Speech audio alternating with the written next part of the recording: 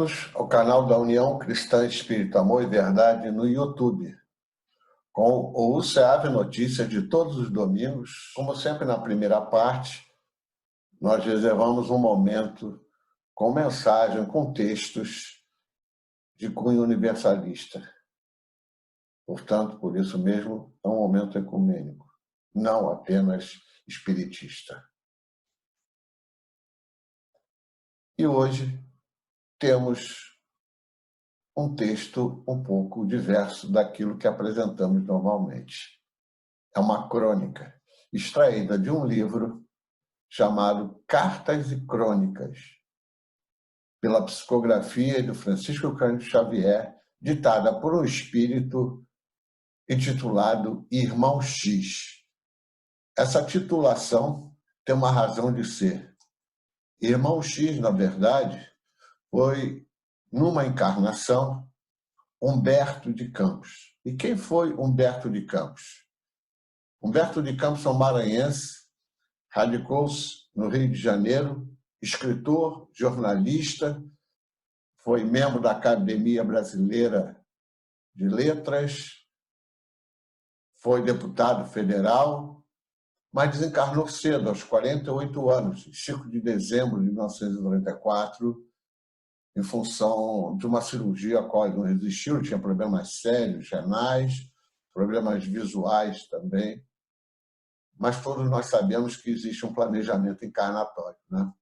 Humberto de Campos continua a trabalhar na erraticidade, escrevendo suas crônicas, as quais lhe deram fama quando encarnado, quando ele utilizava o pseudônimo de Conselheiro XX.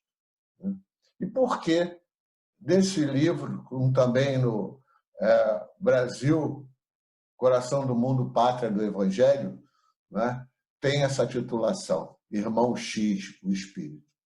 Em 1944, após a desencarnação, 10 anos depois da desencarnação de Humberto de Campos, a viúva e os seus 3 filhos entraram em uma ação contra a Federação Espírita Brasileira e Francisco Cândido Xavier, demandando direitos autorais sobre as obras que tinham como autor Humberto de Campos, só que ele já estava desencarnado. Essa ação foi julgada improcedente na primeira instância, depois também na segunda instância, mas a partir daí, em vez de se utilizar o nome Humberto de Campos, essas obras passaram a receber o título de Irmão X. Para nós, espírito pouco importa. O que importa é o espírito, né? Então, passemos à mensagem que foi eleita para a discussão de hoje, uma discussão temática, Treino para a Morte. É a mensagem número 4, é uma crônica, na verdade, não é uma mensagem, é uma crônica, portanto, um pouco mais longa, mas muito enriquecedora para nós. Diz assim: preocupado com a sobrevivência além-túmulo, você pergunta espantado como deveria ser levado a efeito o treinamento de um homem para as surpresas da morte. A indagação é curiosa e realmente dá que pensar. Creia, contudo, que, por enquanto, não é muito fácil preparar tecnicamente um companheiro à frente da peregrinação infalível. Os turistas que procedem da Ásia ou da Europa habilitam futuros viajantes com eficiência, por lhes não faltarem os termos analógicos necessários. Mas nós, os desencarnados, esbarramos com obstáculos quase intransponíveis. A rigor, a religião deve orientar as realizações do espírito, assim como a ciência dirige todos os assuntos pertinentes à vida material. Entretanto, a religião, até certo ponto, permanece jungida ao superficialismo do sacerdócio, sem tocar a profundez da alma. Importa considerar também que a sua consulta, ao invés de ser encaminhada a grandes teólogos da Terra, hoje domiciliados na espiritualidade, foi endereçada justamente a mim, pobre noticiarista sem méritos para tratar de semelhante inquirição. pode acreditar que, não obstante achar-me aqui de novo, há quase 20 anos de contado, sinto-me ainda no assombro de um chavante repentinamente trazido da selva mato-grossense para alguma de nossas universidades, com a obrigação de filiar-se de inopino aos mais elevados estudos e às mais complicadas disciplinas. Em razão disso, não posso reportar-me senão ao meu próprio ponto de vista, com as deficiências do selvagem surpreendido junto à coroa de civilização. Preliminarmente, admito deva referir-me aos nossos antigos maus hábitos. A cristalização deles aqui é uma praga tiranizante. Comece a renovação de seus costumes pelo prato de cada dia. Diminua gradativamente a volúpia de comer carne dos animais. O cemitério na barriga é um tormento depois da grande transição. O lombo de porco ou bife de vitela, temperados com sal e pimenta, não nos situam muito longe dos nossos antepassados, os tamoios e os caiapós que se devoravam uns aos outros. Os excitantes largamente ingeridos constituem outra perigosa obsessão. Tenho visto muitas almas de origem aparentemente primorosa dispostas a trocar o próprio céu pelo uísque aristocrático ou pela nossa cachaça brasileira. Tanto quanto lhe seja possível, evite os abusos do fumo. Infunde pena à angústia dos desencarnados amantes da nicotina. Não se renda à tentação dos narcóticos. Por mais aflitivas lhe pareçam as crises do estágio no corpo, aguente firme os golpes da luta. As vítimas da cocaína, da morfina e dos barbitúricos demoram-se largo tempo na cela escura da sede e da inércia. E o sexo? Guarde muito cuidado na preservação do seu equilíbrio emotivo. Temos aqui muita gente boa carregando consigo o inferno rotulado de amor. Se você possui algum dinheiro ou detém alguma posse terrestre, não adia doações caso esteja realmente inclinado a fazê-las. Grandes homens que admirávamos no mundo pela habilidade e poder com que concretizavam importantes negócios, aparecem junto de nós, em muitas ocasiões, à maneira de crianças desesperadas por não mais conseguirem manobrar os talões de cheque. Em família, observe cautela com testamentos. As doenças fulminatórias chegam de assalto, e se a sua papelada não estiver em ordem, você padecerá muitas humilhações através de tribunais e cartórios. Sobretudo, não se apegue demasiado aos laços consanguíneos.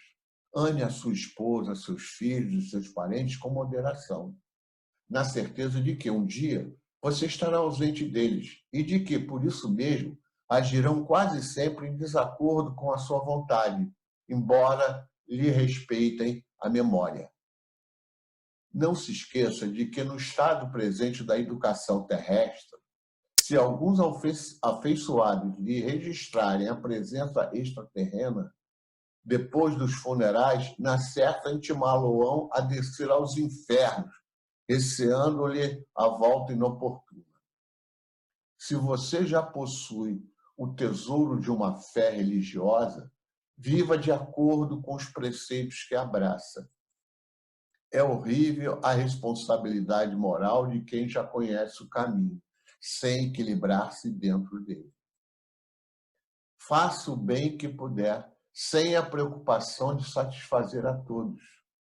Convença-se de que, se você não experimenta simpatia por determinadas criaturas, há muita gente que suporta você com muito esforço.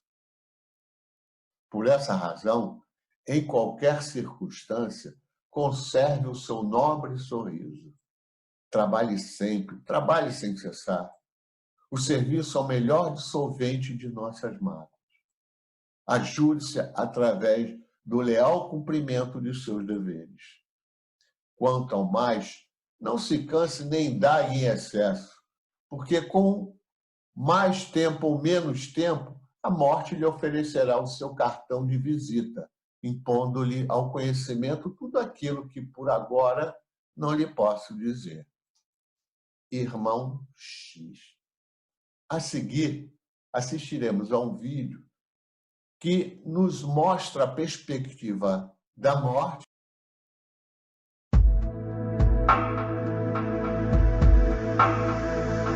Após a morte.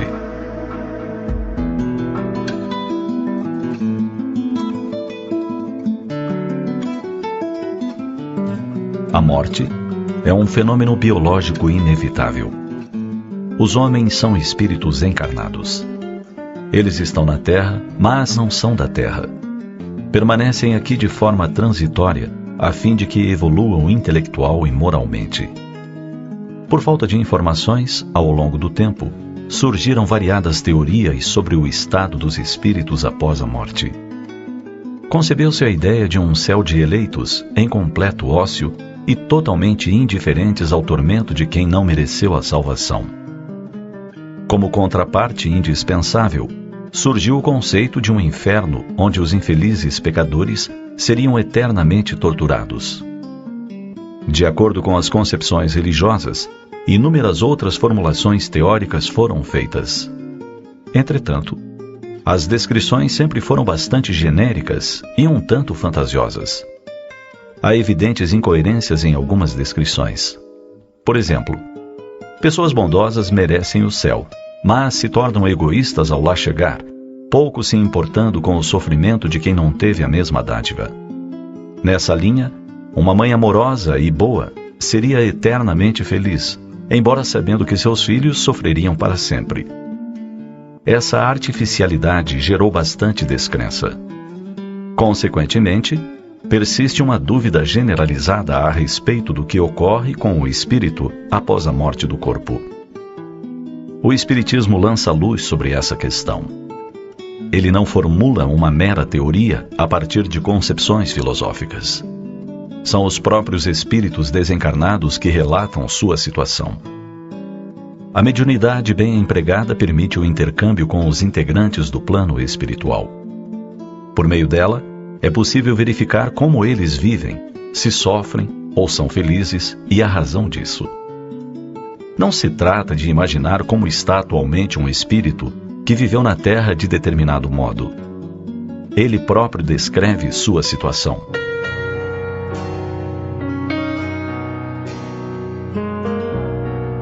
O livro O Céu e o Inferno compõe as obras básicas da codificação espírita. Ele é rico de relatos feitos por espíritos a respeito de como se sentem, da vida que levam, de sua felicidade ou infelicidade. Desses relatos, extrai-se que a morte não é um processo milagroso que converte homens em anjos. Quem era bondoso na terra, persiste bondoso e solidário no plano espiritual. Se amava o trabalho, permanece laborioso. Já o homem mesquinho também assim se mantém. Não há saltos na evolução. A análise dessas descrições revela que a felicidade depende de como se viveu, do bem ou do mal que se fez. Não há favores ou privilégios. Cada qual é feliz ou infeliz de acordo com seu próprio mérito. O homem caridoso é recebido pelos inúmeros seres a quem amparou enquanto na terra. Ele experimenta extremo júbilo ao sentir-se amado, ao saber que bem gastou seu tempo e seus talentos. Já o criminoso vivencia grandes padecimentos. Ele vê suas vítimas, revê mentalmente as maldades que cometeu, e não há fuga ou desculpa possível. O espírito é feliz ou infeliz na exata proporção das virtudes que possui.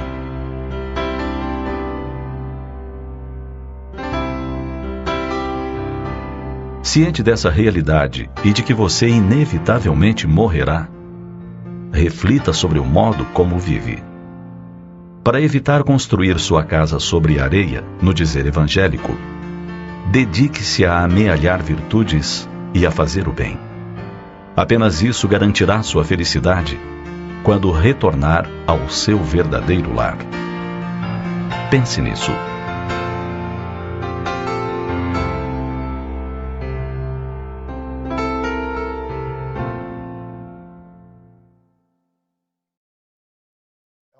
uma síntese esse vídeo, após a morte.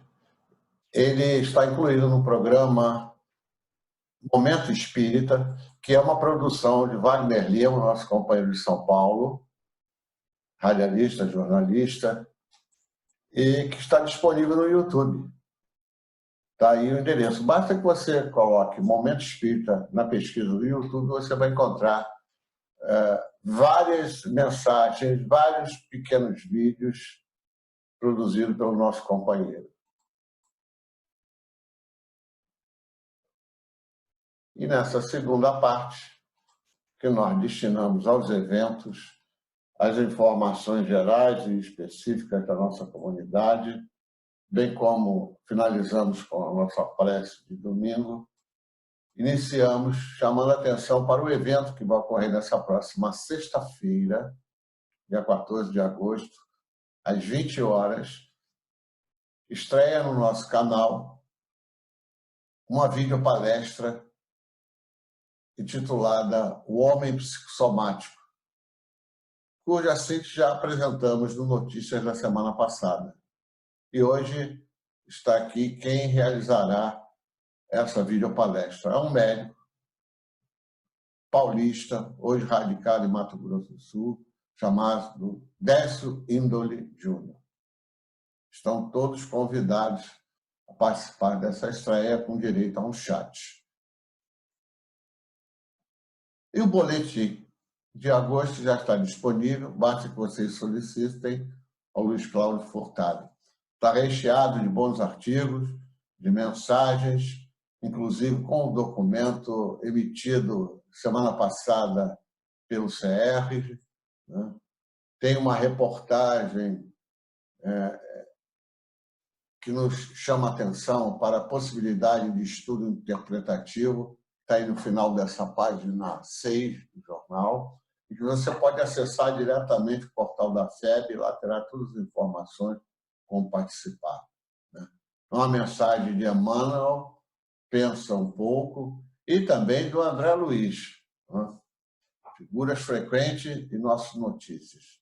Então, é só pedir aí, solicitar ao Luiz Cláudio que ele envia para você. O nosso desafio biográfico dessa semana, ele é dirigido. O primeiro livro está em função da palestra que foi realizada pelo Jaime Ribeiro na quinta-feira próxima passada, 6 de agosto, né? Falando sobre as casas espíritas no contexto atual. Esse livro, já bem antigo, é de um grande escritor, para aqueles que não conhecem, o Zé Herculano Pires, talvez um dos grandes ícones da doutrina espírita, um defensor ferrenho das posturas kardecianas. O livro chama-se O Centro Espírita, é da editora Paideia, existe também no formato e-book, esse da direita, que você pode adquirir pela internet. E nesse livro ele coloca uma mensagem, emite uma opinião. Se os espíritas soubessem o que é o centro espírita, quais são realmente a sua função e a sua significação, o espiritismo seria hoje o mais importante movimento cultural e espiritual da Terra. Temos no Brasil, e isso é um consenso universal, o maior, mais ativo e produtivo movimento espírita do planeta. A expansão do espiritismo em nossa Terra é incessante e prossegue em ritmo acelerado. Mas o que fazemos em todo este vasto continente espírita é um esforço imenso de igrejificar, que alguns chamam de espiritualizar. Igrejificar o espiritismo, de emparelhá-lo com as religiões decadentes e ultrapassadas, formando por toda parte núcleos místicos desligados da realidade imediata. Está aí a opinião emitida pelo Zé Herculano Pires no seu livro Centro Espírita. Quem é José Herculano Pires? Ele é um paulista de Avaré, uma pequenina cidade interior de São Paulo, muito bonita, né? Ele desencarna em São Paulo no final dos anos 70, percebam que ele tem uma produção literária muito grande. São mais de 80 livros, na verdade. Ele é educador, filósofo, escritor, tradutor e jornalista. E a gente aproveita, já que estão falando de Herculano Pires, e nesse Notícias o tema foi a morte, para indicar mais um livro de leitura, a sugestão aqui do Ceará Notícias, Educação para a Morte, do Zé Herculano Pires. A segunda indicação de hoje é de André Andrade Pereira. É um pesquisador, ele é um docente universitário. Ele publicou o livro Espiritismo e Religiões, com o subtítulo Por uma Teologia Pluralista, ou ecumênica, diríamos nós. Nesse livro, ele faz uma proposta de diálogo teológico entre Ocidente e Oriente. Clama por uma civilização do amor. O espiritismo e globalização, essa interface também é explorada nesse livro pelo autor. Esses temas todos compunham a tese de doutorado dele, desenvolvido na área de Ciências da Religião na Universidade Federal de Juiz de Fora. Mais uma prova da convergência das ciências do homem com a espiritualidade. Várias universidades estão criando centros de ciências da religião, não só em Juiz de Fora, mas também na Unicamp, e outros núcleos pelo Brasil afora estão se formando. Que bom. Quem é André Andrade Pereira? Ele é economista formado na Universidade Federal do Rio de Janeiro, como falamos, doutor em Ciências da Religião, e atualmente é professor da Universidade Federal Fluminense, no Rio de Janeiro. E ele atua nessa área de Ciências da Religião, é óbvio, com ênfase nesse diálogo interreligioso, na busca desse ecumenismo, né? Que acreditamos será o fim da humanidade no planeta regenerado. Religião é criação do homem, né? Jesus não criou nenhuma religião. Então, na verdade, a tendência é haver uma grande fusão. Embora pareça uma coisa muito distante nos dias de hoje, seguramente isso ocorrerá no mundo regenerado. Então, ele atua nessa área de ciências da religião, sobre espiritismo e educação e também da espiritualidade. Passemos à análise da situação da pandemia na nossa região. Antes, verifiquemos que, pelo site ligado à Organização Mundial de Saúde, estamos nos aproximando de 20 milhões de casos globalmente. No Brasil, próximos a 3 milhões de casos confirmados. Isso no momento dessa gravação, em 7 de agosto. Hoje, domingo, já devemos ter ultrapassado esse número, infelizmente. No Rio de Janeiro, aproximando-se de 180 mil casos confirmados. A página da Prefeitura, desde semana passada, está atualizando o seu painel da Covid-19. Que bom! Casos confirmados, segundo a Secretaria Municipal de Saúde, 844 casos. O boletim estadual, da Secretaria Estadual de Saúde, nós acompanhamos diariamente e hoje estamos apresentando esse quadro de forma um pouco diferente para que a gente possa ter uma ideia melhor do que esteja acontecendo. Cada município desse, limítrofe a Saquarema e a própria Saquarema, estamos expondo os dados da semana, os valores absolutos da semana anterior. E nós verificamos que 2 municípios próximos a Saquarema estão numa situação mais grave. Rio Bonito, sobretudo, está saltando o número de contaminados.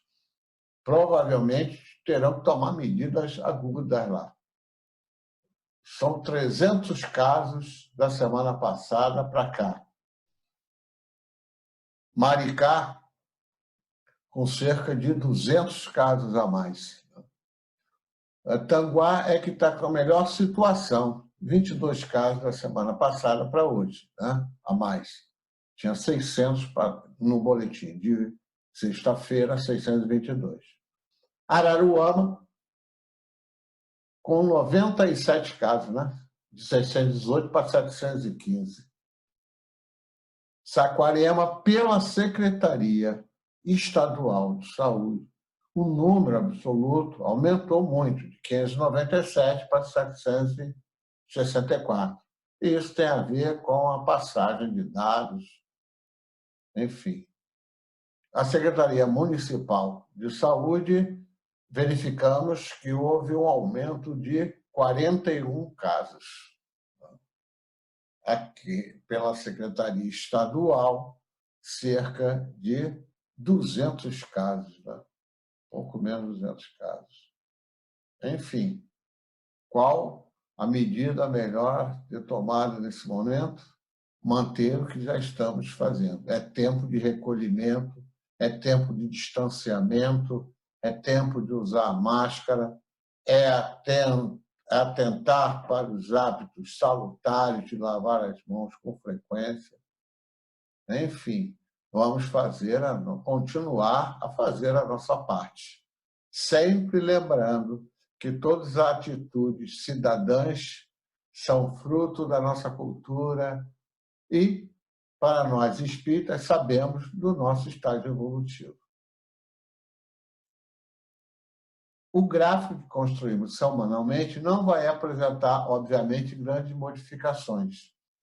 Na semana passada, diariamente acompanhando, ficamos até contentes ao observar, se vocês conseguem ver a seta, no final da semana, durante a semana, começaram os valores a ficar estabilizados pela fonte da Secretaria Estadual. Aí depois dá um salto acentuado, justamente porque foram atualizados os dados. Por isso que a linha de tendência é importante, porque ela mostra realmente o que está acontecendo. Continua a ascender a Covid-19 em nosso município. Vamos torcer para que essa linha verde, lembra que nós temos falado sempre, fique como essa vermelha nesse estágio aqui, ó, fique paralelo ao eixo do dia, que significará, então, que os valores aqui não estão aumentando de contaminados, né? Mas vai chegar. Vamos torcer, setembro vem aí, mudança climática, né? E os organismos mais fortes, mas para aquele grupo de risco, os idosos, portadores de doenças renitentes, né? Esses têm que manter o recolhimento, não existe panaceia. A única atitude é o recolhimento, pois são grupos de risco e não existe remédio, não se pode remediar, né? O único medicamento correto é a vacina. E essa ainda não existe.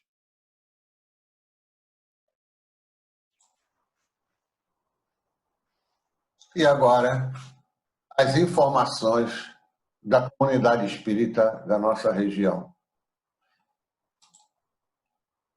Qual é a nossa programação de estudos para essa semana? Na próxima quinta-feira, 13 de agosto, às 8 horas da noite, 20 horas, quem estará conosco, estreando aqui no canal, um companheiro do Grupo Espírita Júlio Olivier, de Macaé, Rio de Janeiro, que muito tem nos auxiliado aqui através do Gustavo. O Edson vai nos apresentar um estudo, a classificação dos casamentos na visão espírita. E no sábado, outra estreia no canal. É uma jovem, muito jovem, talvez a palestrante mais jovem a estrear aqui no canal da OCEAB. É a Renata Strino, da Casa Espírita Eurípides Bassanufo. Que bom poder sempre trazermos jovens aqui a participar das preces, né? Das nossas orações e, sobretudo, dos estudos. não percamos, nesse próximo sábado, 15 de agosto, às 17 horas, Renata Strino, com um estudo cujo título é Não Vim Trazer a Paz, mas a Espada. Quando lemos esse título, puxa, talvez seja difícil interpretar isso. Né? Está no Evangelho segundo o Espiritismo, com mais um livro de indicação do José Herculano Pires, é uma indicação do original, da editora Leike, mais um livro. Portanto, nesse sábado, não percamos nossa jovem palestrante Renata aqui no canal da UCA.